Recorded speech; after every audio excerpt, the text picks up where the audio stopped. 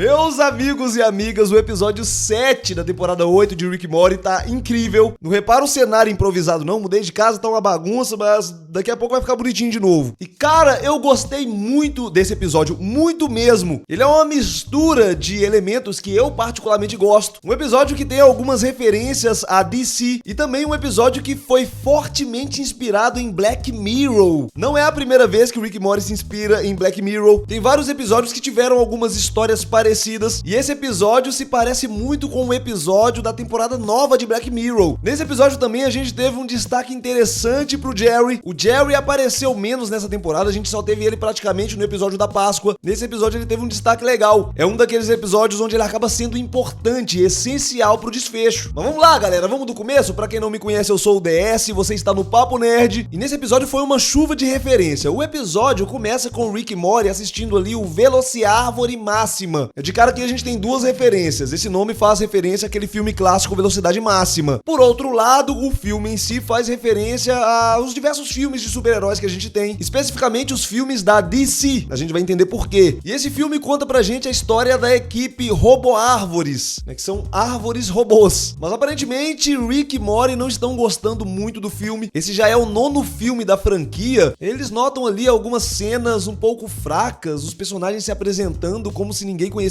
eles. E o filme também teve um final muito tosco, muito genérico. O vilão Barão Cardo vai embora e os heróis simplesmente assistem ele indo embora e depois vão embora também. Uma outra coisa que o Rick e o Morty também criticam bastante é o personagem Pinheiro de Natal. Aparentemente o personagem alívio cômico que só fala coisas engraçadinhas mesmo. Enfim, eles estão super insatisfeitos com o filme. O único que aparentemente está gostando é o Jerry. E o Rick inclusive ficou tão indignado com o filme que ele chegou a mijar na tela, cara, sério. Mas o legal mesmo é quando começa a subir os créditos do filme. Esse filme foi dirigido pelo James Gunn, diretor e executor produtivo. James Gunn, pra quem não conhece, é o atual diretor executivo do universo da DC. Inclusive, não foi à toa que colocaram James Gunn pra ser o diretor desse filme, não é aleatório não. Esse episódio tá saindo na mesma semana do filme do Superman, que é o primeiro filme do James Gunn nesse novo universo da DC. Querendo ou não, é uma forma de pegar esse hype, entendem? Bom, e depois de ficarem extremamente indignados, Rick e Morty decidem ir pra sede da Warner. E chegando lá, eles ficam frente a frente com o homem. O Rick já chega destruindo o teto, levantando a mesa do James Gunn pros ares. O James Gunn fica indignado, ele fala que essa mesa foi esculpida pelo Bradley Cooper. E o Rick começa ali a fazer as suas críticas. Ele reclama do tempo de tela do Pinheiro de Natal. Ele diz que ele se trata de um personagem de alívio cômico ridículo. Isso aqui é uma crítica a essa tendência de humor forçado que a gente tem visto nos últimos anos. Tem rolado muito disso, cara, né? Muitos personagens galhofas, muitas cenas galhofas, algumas até anticlimáticas. Quem acompanha esse tipo de filme sabe que existe esse tipo de discussão na internet hoje em dia. E basicamente, meus amigos, o Rick é um fã chato. É o que a gente vai descobrir ao longo do episódio. E o James Gunn explica a dificuldade de produção do próximo filme da franquia, o Velociárvore Máxima 10. Ele disse que o roteiro já foi escrito 40 vezes, sendo que 30 delas foi ele próprio que reescreveu. Isso aqui é uma referência ao filme da Liga da Justiça, que tiveram 2 roteiristas diferentes. No caso, não foi o James Gunn. O filme foi escrito originalmente pelo Zack Snyder. O próprio Zack Snyder chegou a reescrever o filme, depois outro diretor assumiu, e aí reescreveu de novo, mudou o filme todo. Mas aí os fãs pediram pra fazer a versão do Zack Snyder, o Zack Snyder voltou a produzir a versão dele. Enfim, aqui é uma clara crítica ao Warner. O episódio vai focar muito nisso, cara. Acontece que o Rick se sente capaz de escrever o roteiro, como qualquer fã chato de internet.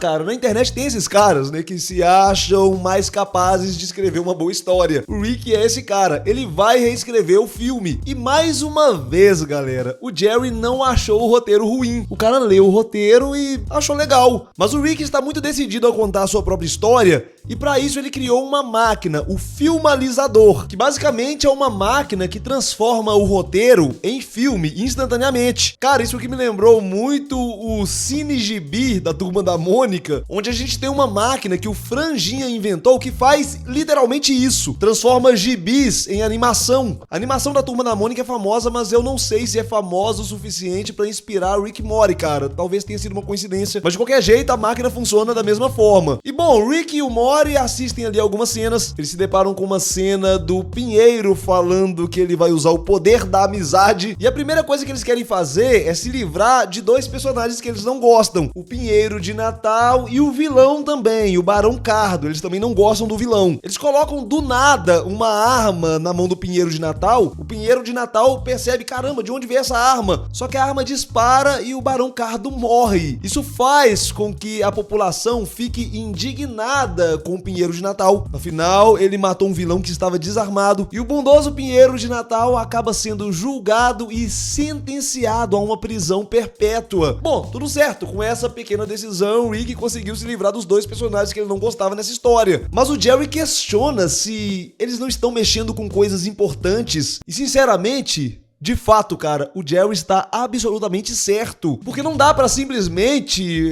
fazer mudanças forçadas sem uma construção. Não dá pra só fazer coisas legais no roteiro sem que isso seja construído da maneira certa. Ah, cara, a gente odeia esse personagem, beleza, mas a gente só vai tirar o personagem de qualquer forma?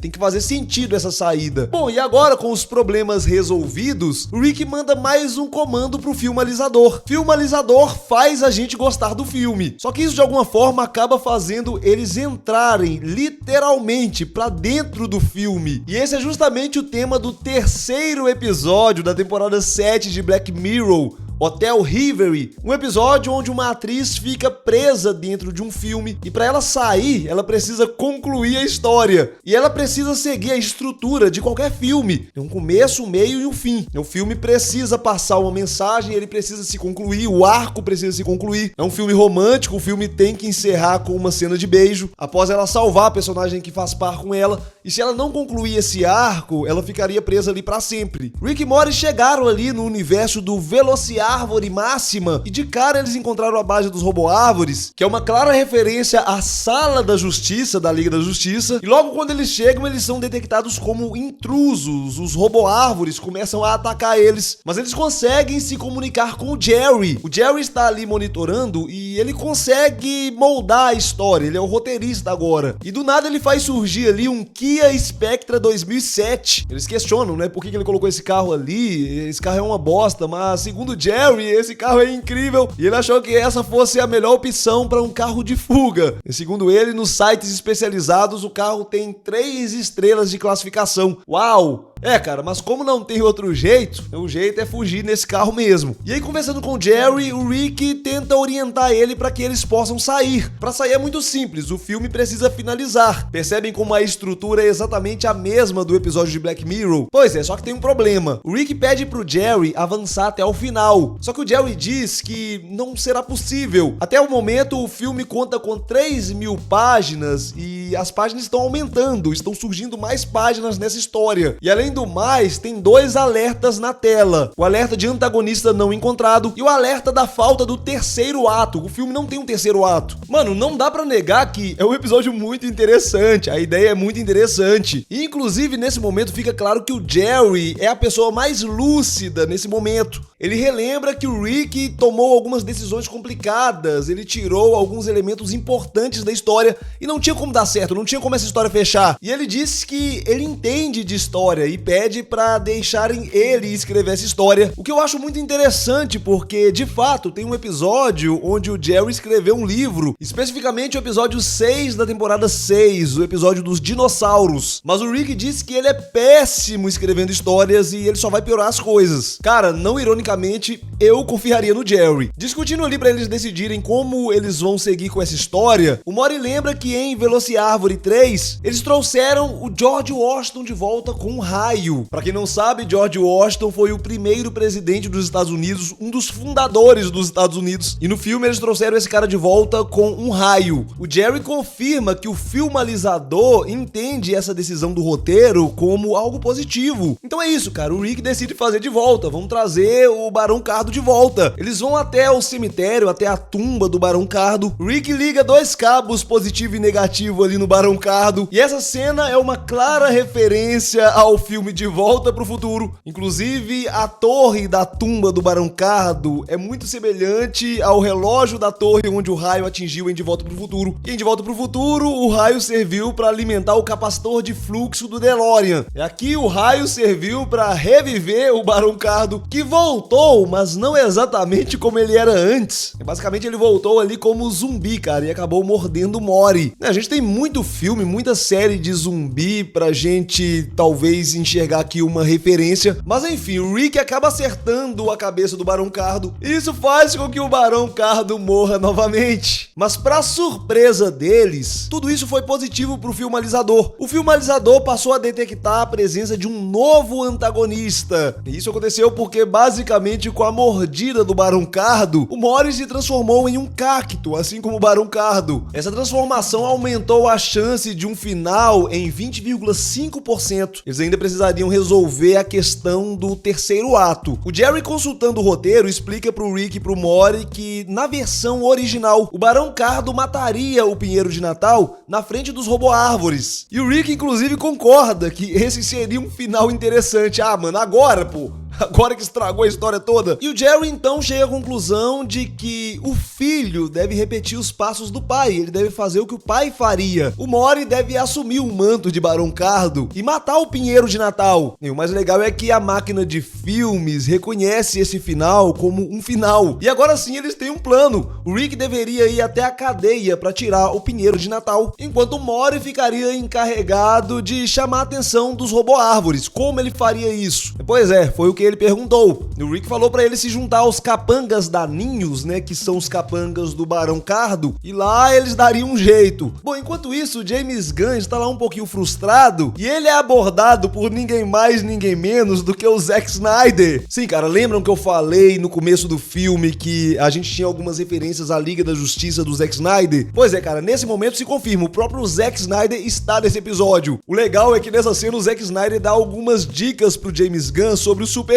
Afinal, o James Gunn está produzindo o filme do Superman agora e anteriormente quem dirigiu o Superman era o Zack Snyder. Ele fala sobre fazer o Superman ser muito agressivo, né, dar socos em slow motion. Isso aqui também é uma referência a uma crítica constante que o Zack Snyder recebe em seus trabalhos. Ele costuma exagerar muito nas cenas de slow motion e algumas pessoas reclamam também que o Superman do Zack Snyder é muito violento. Mas enfim, o James Gunn questiona o Zack Snyder se eles, né, ambos estão perdendo o jeito com os fãs. E o Zack Snyder fala algo muito interessante. Ele fala que ele conhece o Rick. Ele já ouviu falar no Rick. Ele diz que o Rick não representa os fãs. O Rick foi o cara que puniu o Nolan pelo filme Interestelar. Pra quem não conhece, esse é um filme de ficção científica que envolve viagem no tempo. Tô simplificando muito aqui, cara. Eu acho que envolve muito mais do que viagem no tempo. Mas é um filme dirigido pelo Nolan, é um filme muito complexo. Eu acho um filmaço, gosto pra caramba desse filme, muita gente gosta muito desse filme, mas é um filme que teve sua parcela de reclamação. Acontece que tem gente que só sabe reclamar, né? Toda obra, todo filme, toda série tem esses caras. O Rick e o Mori meio que são esses caras. Na opinião deles, não representam os verdadeiros fãs. Eles são aqueles que só gostam de reclamar de tudo. Inclusive, isso aqui também não deixa de ser uma crítica à própria fanbase de Rick e Mori. Porque tem, cara, tem esses caras também que sempre reclamam de tudo. Que todo episódio tá ruim, que sempre a gente tá vivendo o pior momento da animação. É diferente de quando algumas pessoas reclamam quando tem alguma coisa diferente, alguma coisa que não está saindo com muita qualidade. Também é diferente de quando algumas pessoas reclamam de questões polêmicas. Eu entendo que existe espaço para reclamação em inúmeras situações, mas tem gente que não, tem gente que só reclama por reclamar mesmo. Bom, enquanto isso, o Mori chega ali na base secreta do Barão Kardo, onde se concentram os capangas daninhos, e eles dizem pro Mori que eles estão indo embora, eles estão vendendo tudo, né? Afinal, o Barão Kardo morreu. Mas o Mori faz o anúncio, ele fala que ele é o filho do Barão Kardo, que vai assumir o manto, né, vai fazer a base funcionar de novo. Ele é muito bem recebido pelos daninhos, inclusive ele acaba se aproximando de um deles. Ele fala que vai tratar todos com muito respeito, vai valorizar pelas suas ideias. Um dos capangas deu a ideia de criar uma máquina apocalíptica que vai derreter as calotas polares. Como o Mori não sabia exatamente o que fazer, ele perguntou, né, o que eles estavam fazendo antes do Barão morrer. E aí um daninho chamado Samantha falou que ele teve essa ideia. Ele inclusive acabou compartilhando um momento triste da vida dele quando a mãe dele esqueceu o aniversário dele. E o Mori diz que daqui pra frente ele vai ser a mãe dele, cara. E essa história história está dando muito certo. E o Jerry faz questão de lembrar que foi ideia dele, o Mori, assumir o manto do Barão Cardo. Tudo tava correndo bem, só que o James Gunn tava observando. O cara descobriu o que estava acontecendo, ele descobriu que o Rick estava produzindo o filme em casa, e ele liga pro Jerry ali, fingindo ser a esposa dele, fazendo uma imitação barata. Mas, mano, a gente sabe, é o Jerry, né? É claro, o Jerry caiu, ele acabou indo até a cozinha achando que a Beth estava ligando pra ele da cozinha, e assim o James Gunn conseguiu chegar até a máquina. Enquanto isso, o Rick se infiltrou na cadeia. Não demorou muito até ele achar o Pinheiro de Natal, que está bem acuado, bem frustrado por ele só ter bordões idiotas, por ele não passar de um brinquedo de uma criança. Esse arco me lembrou inclusive o arco do Buzz Lightyear de Toy Story, que em determinado momento ficou frustrado pelo mesmo motivo, por ele não passar de um brinquedo de criança. E se a gente tá falando de Toy Story, já ficou claro que aqui a gente tem um enredo de sucesso, a gente tem uma história de superação aqui. Nessa história deu espaço pro Pinheiro de Natal evoluir, tem uma construção interessante sendo feita aqui. E o Rick explica pra ele que todo mundo é um lixo até um certo ponto. Esse é o arco de qualquer história boa. Inclusive, se a gente pensar bem, esse é o arco do Rick. O Rick era muito mais babaca no início. Parece que tem uma metalinguagem aqui, parece que os próprios produtores da série estão fazendo um paralelo com a própria história do Rick. No último vídeo eu falei exatamente sobre isso, sobre essa construção dos personagens, sobre essa evolução, sobre o comportamento dos personagens que vem sendo trabalhado principalmente nessa última temporada. E concordo com o Rick, é o arco de qualquer história boa. Bom, e basicamente o Rick vira ali pro Pinheiro de Natal e fala sobre o plano, que é fazer uma rebelião. E o Rick fala que sabe que o Pinheiro não é muito de briga, mas quando ele tá falando, antes dele terminar a frase, o Pinheiro já corta ele falando: quando que a gente começa? O Rick diz que eles começam agora, e o Pinheiro imediatamente já agride o Rick, com direito a xingamento e tudo, mano. O personagem tá muito mais interessante. E daí pra frente é só pancadaria, mano. O Pinheiro pega um garfo ali e esfaqueia um dos detentos. Esfaqueia não, né? Garfeia. E aí foi aquele caos geral que era o que o Pinheiro e o Rick precisavam como distração pra que eles fugissem. E, mano, o Pinheiro tá tão cabuloso que ele não perdoou nem os guardas da prisão. Ele chegou a decepar os dedos de um guarda, chegou a incendiar alguns outros. O cara ficou explosivo, meus amigos. Literalmente virou um filme de ação. Um filme cabuloso de ação. Nesse momento, inclusive, ele demonstrou um pouquinho das suas habilidades, né? Ele vira uma espécie de perfurador, basicamente uma escavadeira. Eles escavam um túnel até a saída e aí eles contemplam a explosão, cara. A prisão inteira vai pelos ares. E o Rick leva ele de volta pros Roboárvores. Chegando lá, ele agradece muito o Rick, ele até dá uma das suas bolas de Natal pro Rick. Ele fala que está dando ali pro Rick uma parte dele. E né, o Rick não dá conta dessas coisas mais não, cara, né? Mexeu com a parte sentimental do Rick. Eu acho que qualquer um que acompanhou essa série desde o primeiro episódio pensou a mesma coisa. O Rick não vai deixar o Mori matar o Pinheiro de Natal. Mas enfim, eles são interrompidos com uma transmissão do Mori, ou melhor, o filho do Barão Cardo, contando um pouco sobre o plano dele de derreter as calotas polares. Nesse momento, o Rick entra em contato com o Jerry pra saber se a história está seguindo o rumo certo. Só que o Jerry não responde, porque quem tá com a máquina é o James Gunn. Eu acreditei que o James Gunn fosse interferir nessa história, mas não, cara, ele só tava tentando carregar a máquina mesmo. Enquanto isso, o Mori está lá glorioso com seu exército de daninhos, e ele teve a oportunidade de matar praticamente todos os Roboárvores, mas o único que importava era o Árvore de Natal, mas esse ele não encontrava. E por fim, o Rick fez um sinal pra ele ali, pra ele descer, e aí ele questiona: cadê o Árvore de Natal? Adivinha, meus amigos, adivinha? O Rick mudou de ideia, claro. Ele começa falando que o Pinheiro é até legal, inclusive o Pinheiro virou o personagem favorito dele. E cara, o que uma boa construção não faz com o personagem? Isso é tão interessante. Me lembrou o caso do Homem-Aranha do Andrew Garfield. Todo mundo sempre criticou esse Homem-Aranha, ele sempre foi o Homem-Aranha que menos teve fanbase, e muita gente passou a gostar muito desse Homem-Aranha depois do filme do Homem-Aranha Sem Volta Pra Casa. A construção desse personagem nesse filme fez melhorar a visão que as pessoas tinham do Homem-Aranha nos filmes anteriores. A construção do Árvore de Natal nesse filme fez ele se tornar o personagem favorito do Rick, mesmo o Rick odiando esse personagem pelos filmes anteriores. Interessante. Lógico que o Mori se irrita muito e ele exige que o Rick traga o Pinheiro. É engraçado como o Mori se tornou alguém bem mais frio que o Rick, né? Interessante. E é legal também como o Rick se tornou alguém mais paciente, mais tolerante, porque o Mori literalmente subiu em cima dele, cara, exigindo uma postura, exigindo entregar o Pinheiro. E o Rick diz pra ele: cara, eu vou te ajudar a matar o Pinheiro. Só que quando ele diz isso,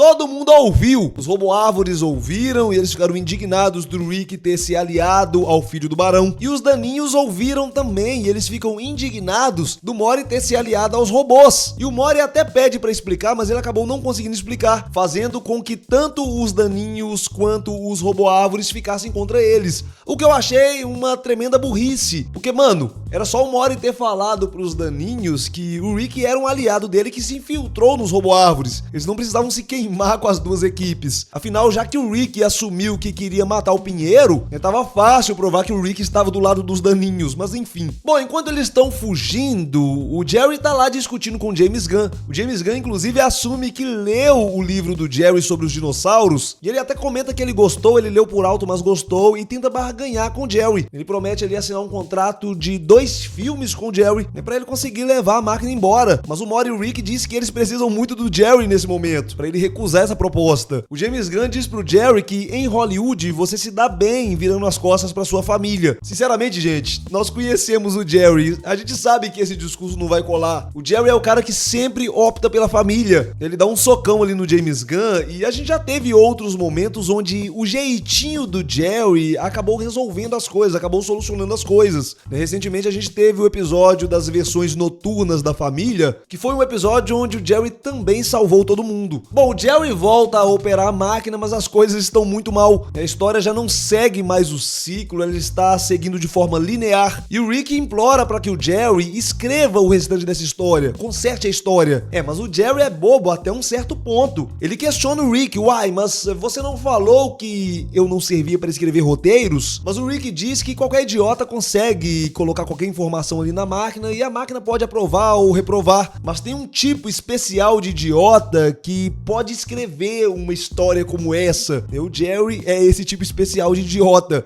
Cara, eu concordo, o Jerry é um idiota especial, eu concordo demais. Ele manda o Jerry pegar ali uma Ritalina pra manter a concentração. Basicamente esse é um medicamento recomendado pra quem tem TDAH, né? Como eu, por exemplo. E esse medicamento ajuda a focar, a organizar as ideias. Não vai tomar sem um diagnóstico não, tá, cara? Bom, e aí o Jerry começa a ter ideia uma atrás da outra. Primeiramente, quando o Rick e o Morty estavam ali prestes a morrer, surgiu um alçapão debaixo deles, levando eles até o centro de Nova York. Ao chegar no centro de Nova York, eles são surpreendidos com um motorista trazendo uma Lamborghini. O motorista foi atropelado logo após descer da Lamborghini, a Lamborghini ficou pra eles, e aí começa uma fuga, tá todo mundo seguindo eles, tanto os Roboárvores quanto os Daninhos também. E teve uma cena muito interessante, cara, teve a cena de slow motion do Zack Snyder, teve. E pra sair da perseguição, o Jerry criou uma passagem secreta pro Polo Nerd, mano. O cara tem boas ideias, mas ele escreve errado, é o Jerry. A boa notícia é que as decisões do Jerry fizeram a história voltar pro rumo certo. E ao seguir pelo túnel, eles chegaram exatamente no local onde a arma de destruição estava alocada, marcando assim o início do terceiro ato, o final do filme. E agora, pra finalizar, era só matar o Pinheiro Árvore. Bom, o Mori liga a máquina que faz com que as calotas polares comecem a derreter, mas até esse momento o processo ainda é reversível, mas não por muito tempo. Os Roboárvores têm mais ou menos 1 minuto para reverter esse processo, para desligar a máquina e salvar o mundo. E nesse momento o Rick tem uma ideia, ele tem uma ideia de final alternativo que vai salvar essa história, vai fechar essa história. Enquanto ele vai se resolver ali com os Roboárvores, o Mori tem que se resolver com Samantha, que quer se vingar, da sua mãe. E os Roboárvores estavam prestes a eliminar o Rick, mas quando o Rick seria executado, o Pinheiro Árvore entra na frente do Rick e ele não deixa que eles matem o Rick. Ele explica que o Rick é um homem bom e eles não podem fazer isso com o Rick. Claro, mano, isso tocou muito o Rick, que ficou ali muito culpado. Mas na sequência, o Rick começa a dizer que, na verdade, ele não gosta, ele nunca gostou do Pinheiro. Ele queria matar o Pinheiro. Ele vai falando que ele odeia ele, que ele não passa de um brinquedo. Ele fala coisas bem ofensivas mesmo, que vai machucar o Pinheiro. E ele ameaça sacar uma arma. Quando ele faz isso, um dos Roboárvores atira no Rick. E ao ser atingido, o Rick tira do bolso a bola de Natal. Sim, meus amigos, isso tudo foi uma encenação para que ele fosse morto, para assim a gente ter um final épico. O Árvore de Natal fica muito chocado com a cena. E quando o Rick vai caindo, ele acaba se esbarrando ali no filho do Barão Cardo. Os dois caem no raio de destruição, fazendo com que a máquina inteira exploda. Claro, os Roboárvores fugiram a tempo. E aí a cena corta para as lápides do Rick e também do filho do Barão Cardo. Nesse momento, uma lição foi aprendida, até o Jerry, inclusive, se emociona com toda essa cena. E basicamente a lição é que para salvar o mundo requer decisões complicadas, decisões complexas, e tomar decisões difíceis é um pré-requisito para se tornar um líder. E exatamente por isso os Roboárvores nomearam o Pinheiro de Natal o líder dos Roboárvores, fazendo dele o Cavaleiro Pinheiro, um arco completo de evolução. E assim termina o Velociárvore Máxima 10. Até o James Gunn se emocionou, cara. O James Gunn gostou da história. Ele chora ali, uma das suas lágrimas cai no teclado. Isso causa alguma interferência, trazendo o Rick e o Morty de volta. E o Rick atualmente a gente já conhece. É um cara que aprende lições e reconhece os próprios erros. Ele reconheceu ali que não é fácil fazer um filme, não. Não tanto quanto ele achou, né? E ele disse que de agora pra frente ele vai se contentar sendo apenas o fã chato mesmo. Ele é apenas um fã que é difícil de agradar. E é isso, cara. E aí, enquanto ele está lá refletindo, o James Gunn se mandou, fugiu com o HD. Ele leva o HD até os executivos da Warner, mas ele acaba sendo morto, cara, né? Os executivos matam ele, ele fica ali sangrando até morrer no chão. E bom, esse episódio tem a melhor cena pós-crédito de toda a temporada, na minha opinião. No fim, o Jerry está vivendo a sua própria aventura. O Rick diz pro Jerry que ele não concorda em usar essa máquina dessa forma, né? Porque basicamente o Jerry está ali vivendo sequências que nunca aconteceram de filmes que ele gosta. O cara tá ali vivendo Space Jam 7. Isso significa que ele já viveu vários filmes dessa sequência, porque atualmente a gente só tem 2 Space Jam. Enquanto o Jerry tá ali, o Rick e Morty vão embora e deixa ele lá se divertindo. O problema é que a Summer chega comentando sobre um filme que ela escreveu. É um filme adulto envolvendo Velociraptors. É um filme adulto sobre dinossauros, E como não tem ninguém ali, ela decide apoiar, né, esse roteiro em cima da máquina. Quando ela tá indo embora, a máquina suga esse roteiro pra dentro e a cena termina com a gente escutando os gritos do Jerry sendo comidos por dinossauros. Cara, mas não é comido no sentido de ser devorado, não. Ele tá sendo comido. Os dinossauros estão traçando ele lá, velho. A gente escuta. Ai, mano, tinha que terminar desse jeito, velho. É Rick e Morty, né? O Jerry se deu mal. Eu acho que ele não merecia, não, velho. Depois de tudo, nesse episódio, ele não merecia, não. Sacanagem, velho. E eu fico pensando, né, no que o Jerry vai ter que viver pra que ele saia da máquina. Mano, o Jerry só vai sair quando o filme finalizar. E como esses filmes adultos geralmente terminam, mano, ele vai ter que fazer posição demais com esses dinossauros, cara. É só isso que precisa pro arco desse filme se completar. Ele vai ter 2 horas de diversão aí, enfim.